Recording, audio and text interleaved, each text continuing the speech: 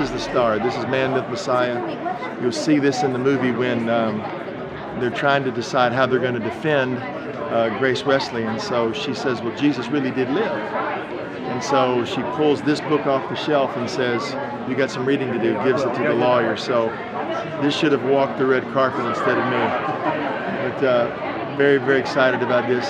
2 years ago when we had the premiere, it was kind of a thrown together premiere. A friend of mine, Megan Alexander, and Inside Edition put it on for us in New York. So Megan, if you're watching this, thank you for that.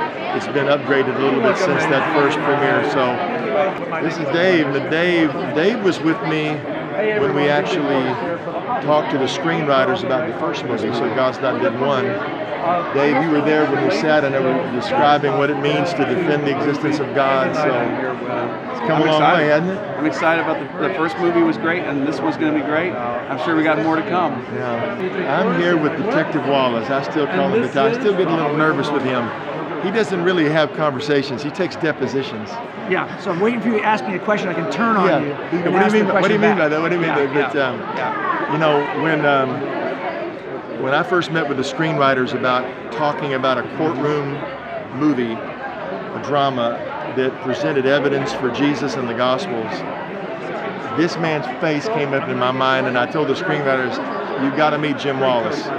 So I brought them to San Diego. Jim was already there. Yeah, it was awesome. We had this little serendipitous moment. 2 hours talking to my room about evidence for God, so it was awesome. So when he left, the screenwriters looked at me and said, he's just perfect.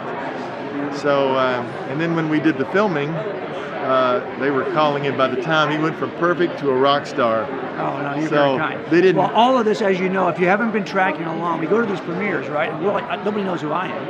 And for some reason, they don't know who he is. Yeah. When in fact, he's the reason why we're all here. So I just want to say, in front of everybody, thank you. Okay. The most important thing for us, I want to just talk for a minute, Jim, because where we intersect is on the burden to equip people to defend their faith. When we started this project 4 or 5 years ago, it was all about let's equip 1 million young people in America to defend their faith.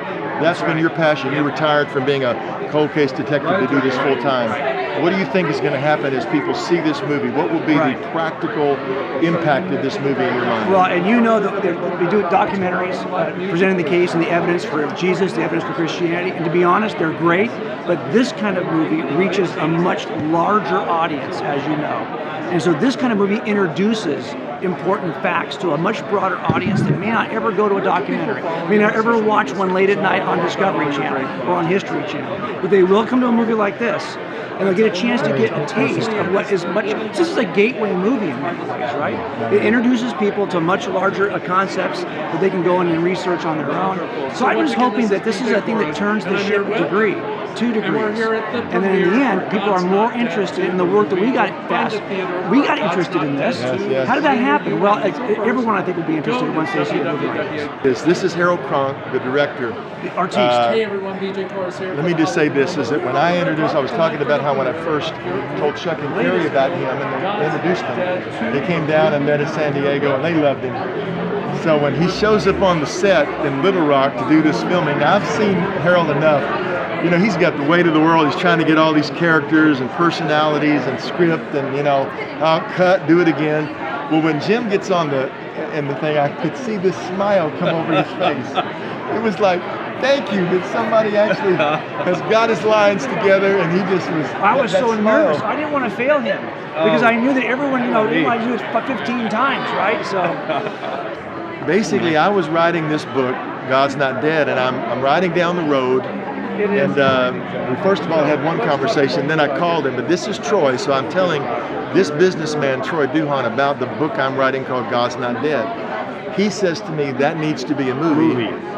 So this man right here had the idea for the movie, so he got PureFlix to come to Nashville, and they introduced us, and so we talked, so it's come quite a ways, hasn't it? It's amazing that now it ain't just a movie anymore, it's a movement, because we're going to hit 10 million Facebook fans tonight. Wow. 10 million. That's incredible. And you know, Rice, to be able to give people the ability to defend their faith is what we as Christian parents always want to do. And that's what the brand does. So I'm excited about it. I mean, that was really the motivation of Troy saying to me, I've got young people that need to defend their faith, 2 teenagers, help them. So it started in that kind of vein, and then going from some little discussion tools we had to saying, look, I'm just going to write this out in the book. And then Troy goes, hey, that needs to be a movie. But his daughter, come over here. She's in the movie. Hi, I'm Abigail. So Abigail, what do you think? You know you have a really good line where you say, just shut up. You have one line, you have a See, shut I up. haven't seen it yet. I'm kind of You have nervous. a line where you tell somebody, shut up. I thought that was the most real line in the whole movie. You did say that. You did say that. I'm really excited to see it. I'm nervous to see it, but I'm excited. Can you believe this It's guy, gonna be this fun. is the father of this is like, she grew up, didn't she? She grew up. Yeah, she grew up. Grew up. But you know, Rice, the thing that I think they need to understand is that now youth have the ability to understand what they believe, why they believe it, and not just that, be able to defend it. That's important. Yeah, absolutely. Come see God's Not Dead. Hey, you need to come see God's Not Dead Yeah. too. There you go. So once again.